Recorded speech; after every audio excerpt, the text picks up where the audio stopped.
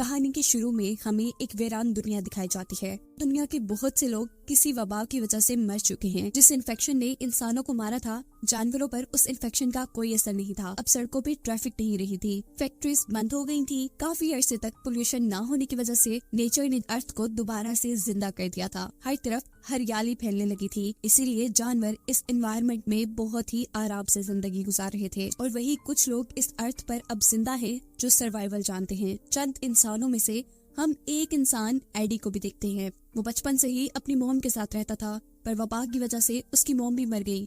और वो सरवाइव इसलिए कर पाया क्योंकि उसके अंकल बचपन से ही उसे सर्वाइवल वाली बुक्स भेजा करते थे, और उन किताबों की वजह से ही आज एडी सरवाइव कर पा रहा है। वो अब अपने घर में नहीं रहता क्योंकि उसका घर एक कबाड़ बन चुका है। सिर्फ उसी का घर नहीं, यहाँ पर हर चीज ऐसी ही खराब हो चुकी है। वो अपने घर के बाहर एक छोटे से बंकर में रहता है। उसके पास खाने पीने का कुछ सामान तो है, लेकिन ये ज्यादा लंबे अरसे तक नहीं चलने वाला। इसीलिए वो हर रोज अपनी साइकिल पर बैठकर आसपास के इलाके में खाने और जरूरत का सामान ढूंढने के लिए जाता है। और इस काम के दौरान घरों के अंदर डेड बॉडीज का मिलना उसके लिए आम बात हो चुकी है। एडी भी अपने इलाके में रहने वाला एक अकेला इंसान है, और उसने अपना सारा इलाका छान लिया है। उसके इलाके में उसकी जरूरत का सामान जैसे अब खत्म हो चुका है। उसके पास सिर्फ एक साइकिल है। वो ज्यादा दूर भी नहीं जाना चाहता क्योंकि उसे डर है कि अगर दूर जाने पर उसे कोई इंसान मिल गया तो शायद वो भूख के मारे उसे ही न मार कर खा ले। एडी बेचारा अपनी जिंदगी से बहुत ज्यादा बोर हो चुका था।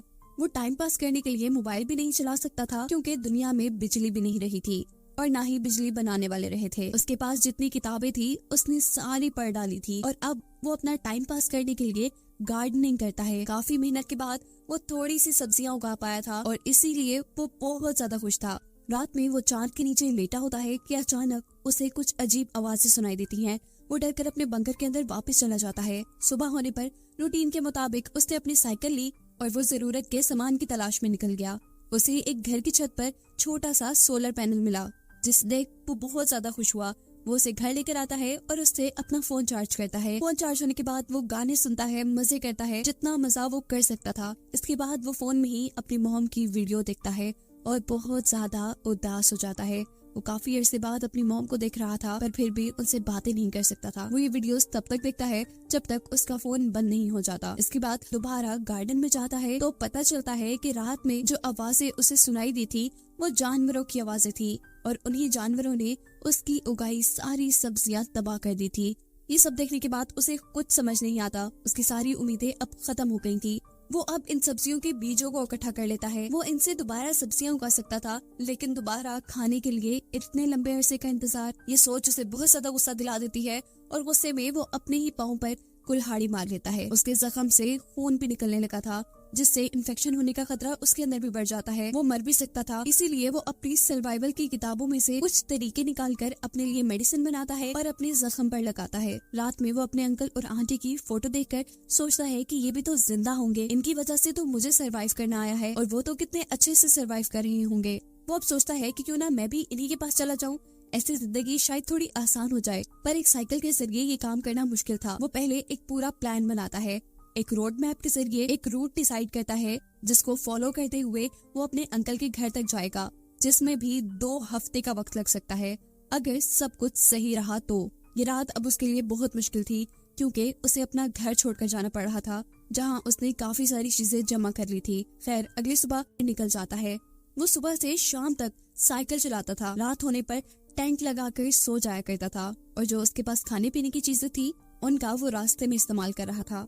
और अच्छी बात ये थी कि अगर एडी को रास्ते में कोई बिल्डिंग मिल जाती थी तो कुछ चीजों का इंतजाम तो वहाँ से भी हो जाता था। एक हफ्ते तक तो सब कुछ ठीक था, लेकिन एक रात जब वो सोकर उठता है तो देखता है कि हिरन उसका सारा पानी बर्बाद कर चुकी है। साथ ही उसका सोलर चार्जर भी हिरन ने तोड़ दिया है, जिसकी मदद से वो अपना फोन चार्ज कर पाता था। ये देखकर उसे इतना गुस्सा आता है कि वो अपनी पिस्टल की सारी गोलियां फजूल में चला देता है, जिसके बाद वो खूब पछताता है कि ये उसने क्या कर दिया। वो आगे बढ़ता रहा और रास्ते में उसे एक रिवर मिली, जिसे देखकर वो बहुत ज्यादा खुश होता है क्योंकि पानी का इंतजाम तो दोबारा से हो चुका था। पानी इकट्ठा करने के बाद वो वहाँ से निकला और एक कच्चे रास्ते के ऊपर चढ़ गया। साइकिल वो तेज चला रहा था। अचानक उसकी साइकिल डगमगाकर एक गड्ढे में गिर जाती है। ये गड्ढा कुछ चीजों से ढका हुआ था, जिसका साफ मतलब ये था कि किसी ने ये ट्रैप बनाया था। वो इस गड्ढे से बाहर निकलने की भी कोशिश करता है, पर नाकाम रहता है। उसने बहुत से फायर क्रैकर जलाए कि कोई तो उन्हें देखकर उसकी मदद के लिए आएगा, लेकिन कोई नहीं आया। सुबह होने पर वो नोटिस करता है कि कोई उसे देख रहा है। एडी बगैर कुछ सोचे समझे उसके ऊपर गोली चला देता है। यहाँ जो इंसान थी वो एक लड़की थी और वो एडी की गोली से बच भी गई थी। ये लड़की एडी से कहती है कि तुम अपने हथियार मुझे दे दो, मैं तभी तुम्हारी इस गड्ढे से निकलने में मदद करूंगी। पहले एडी उसकी बात नहीं मानता, लेकिन जब उसे लगता है कि इसके अलावा उसके पास कोई और चारा भी नहीं है तो वो गन्स उस लड़की को दे देता है। लेकिन वो इतना बेवकूफ नहीं है कि गोलियों के साथ उस लड़की को गन दे और वो लड़की उसे मार दे। गन्स लेने के बाद ये लड़की एवा एडी से कहती है कि तुम साबित करो कि तुम इन्फेक्टेड इंसान नहीं हो। इस बात पर एडी अपनी शर्ट ऊपर करके उसे दिखाता है। उसकी बॉडी पे कोई निशान नहीं था जो इन्फेक्शन की वजह से हो। एवा भी उसे अपनी बॉडी दिखाकर तसल्ली करती है कि उसे भी किसी तरह की कोई इन्फेक्शन नहीं है। एवा एडी को अब गड्ढे से बाहर निकाल लेती है और उसे गोलियां देने को कहती है, लेकिन एडी इनकार कर देता है। ये लोग सो जाती हैं और अगली सुबह जब एडी उठता है तो एवा ने उसके गले पे चाकू रखा हुआ था। वो उससे गोलियों के बारे में पूछ रही थी। एडी जैसे ही उसे गोलियों का बताता है तो वो गोलियां गन में डालकर वहाँ से भाग जाती है। एडी को समझ नहीं आ रहा था कि एवा ने ऐसा क्यों किया। अचानक ही उसे 3 इंसानों की आवाज आती है। समझ आ जाता है कि एवा इन्हीं इंसानों से बचकर भागी थी। इन तीनों आदमियों के पास हथियार थे और ये तीनों ही काफी जालिम लग रहे थे। इनसे बचने के लिए एडी घास के अंदर छुप जाता है, जबकि दूसरी तरफ एवा दरख्त के ऊपर चढ़ी हुई थी। उसने इन तीनों के ऊपर गन तानी हुई थी, जबकि इन लोगों को यहाँ पर एडी का कैंप नजर आ गया था। ये लोग पता चलाना चाहते थे कि आखिर इस कैंप में कौन रहा होगा। एडी सोचता है कि इस कैंप के मालिक का पता चलाते चलाते ये लोग सामने दरख्त पर बैठी एवा तक पहुंच जाएंगे। उसकी जान को खतरा हो जाएगा, इसलिए वो जल्दी से कुछ फूलों के जरिए अपने जिस्म पर इन्फेक्शन जैसे निशान बनाता है और ऐसी जगह जाकर लेट जाता है जहाँ से उन्हें वो नजर आए। ये लोग जब उसके करीब आते हैं तो उन्हें लगता है कि एडी इन्फेक्शन की वजह से मर चुका है। ये नहीं, एडी का प्लान वर्क कर गया था। अब क्योंकि इन आदमियों को कैंप के बारे में पता चल चुका था, इसीलिए ये लोग वहाँ से चले गए। एडी और एवा ने दोबारा अपना कैंप लगाया और यहाँ एडी को पता चला कि एवा प्रेग्नेंट है। वो एवा से उसके हस्बैंड के बारे में पूछता है, जिस पर वो बताती है कि वो मर गया। ये लोग उन आदमियों से बचने के लिए खंडर में छुप जाते हैं, जबकि वो आदमी इन लोगों का खाना खा रहे थे। एडी दूर कहीं से जाकर 2 साइकिल्स का इंतजाम करके लाता है और उसने फैसला किया था कि अब वो एवा को भी अपने साथ लेकर जाएगा। आधा सफर एडी तय कर चुका था। अब अंकल के पास जाने में उन्हें सिर्फ 1 ही हफ्ता लगना था, लेकिन एवा उसके साथ जाने को तैयार नहीं थी, क्योंकि उसके मुताबिक एडी के अंकल जिस एरिया में रहते थे वो एरिया बिल्कुल सेफ नहीं था। लेकिन एडी को तो अपने अंकल पर पूरा भरोसा था। वो एवा से कहता है कि अगर तुमने नहीं मेरे साथ चलना तो कोई बात नहीं, लेकिन मैं जरूर जाऊंगा। अब एवा के पास क्योंकि कोई दूसरा ऑप्शन नहीं था, वो भी मान गई। ये दोनों निकल पड़ते हैं। एवा को साइकिल चलानी अच्छे से नहीं आती थी, इसीलिए उनको काफी टाइम लग रहा था, लेकिन एडी ने उसका पूरा साथ दिया। अब इनकी रूटीन ये चल रही थी कि ये पूरा दिन साइकिल चलाते थे, थोड़ा बहुत शिकार करते थे और रात में अपने शिकार को पकाकर खा जाया करते थे, क्योंकि पहले जो खाना उनके पास था वो तो उन 3 लुटेरों ने इनसे लूट लिया था। लेकिन एडी अभी भी खुश था, क्योंकि एटलीस्ट उसे एवा की शक्ल में एक साथी तो मिल गई थी। एडी एवा को पसंद करने लगा था, इसीलिए उसे अब सब कुछ काफी खूबसूरत लग रहा था। पर वो इस बात से अनजान था कि वो 3 बुरे आदमी अभी भी इनके पीछे पड़े हुए थे।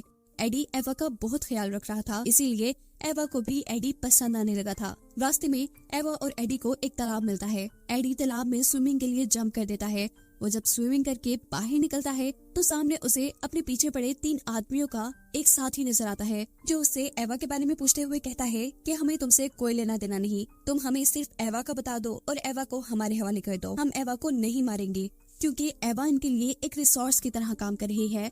एवा का जो बेबी पैदा होगा उन्हें ये खा लेंगे। एडी अब ये बात समझ चुका था कि एवा इन्हीं लोगों से बचकर भाग रही थी, क्योंकि ये एवा के साथ जुल्म करते थे। वो आदमी दोबारा एडी से बात करता है और कहता है कि अगर तुम्हें जान प्यारी है तो तुम एवा को छोड़ दो, वरना हम तुम्हें मार देंगे, क्योंकि सर्वाइवल के खेल में कंपटीशन तो होता ही नहीं। इतनी बुरी बातों के बावजूद भी एडी नहीं डरता। वो एवा को लेकर अपनी मंजिल की तरफ बढ़ता रहता है और फाइनली कुछ दिन के सफर के बाद वो लोग अपने अंकल के घर पहुंच जाते हैं। एवा यहाँ पहुंचकर बहुत ज्यादा खुश थी, क्योंकि अब उसे सोने के लिए एक बेड मिल रहा था और खाने के लिए कुछ खाना।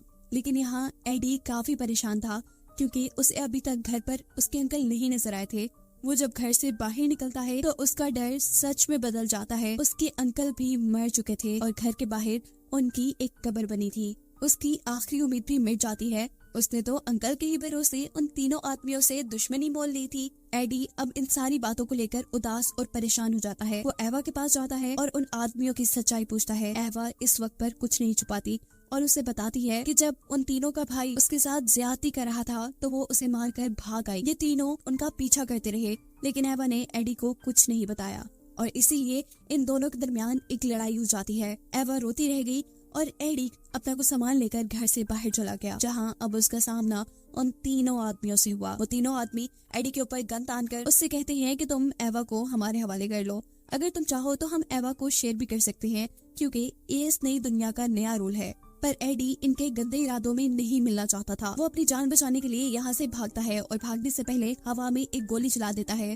ताकि एवा जाग जाए और अपनी जान बचा ले। यहाँ एडी जो भागने की कोशिश कर रहा था, एक आदमी उसे पकड़ लेता है और इससे पहले कि वो एडी को मार देता, पीछे से कोई आकर इस आदमी को ही मार देता है। एडी की आंटी थी। अब बचे थे दो आदमी, जिनमें से एक एवा के पास पहुंच गया था और दूसरा इनको मारने के लिए इनकी तरफ भाग ही रहा था कि दरमियान में वो आंटी के लगाए एक ट्रैप के अंदर फंस जाता है और बेचारे की वहीं मौत हो जाती है। अब एडी और एडी की आंटी एवा को बचाने के लिए उनके पास जाती हैं, लेकिन दूर से एवा के पास खड़ा बुरा आदमी इनके ऊपर गोली चला देता है, जो एडी की आंटी के शोल्डर में लग जाती है। वो आदमी एक और गोली चलाकर एडी को न मार दे, एडी वहाँ से भागता है और मौके का फायदा उठाकर ये आदमी एवा के ऊपर अपना गुस्सा उतारने लग जाता है। वो उसके पेट पर जोर जोर से टांगे मारता है।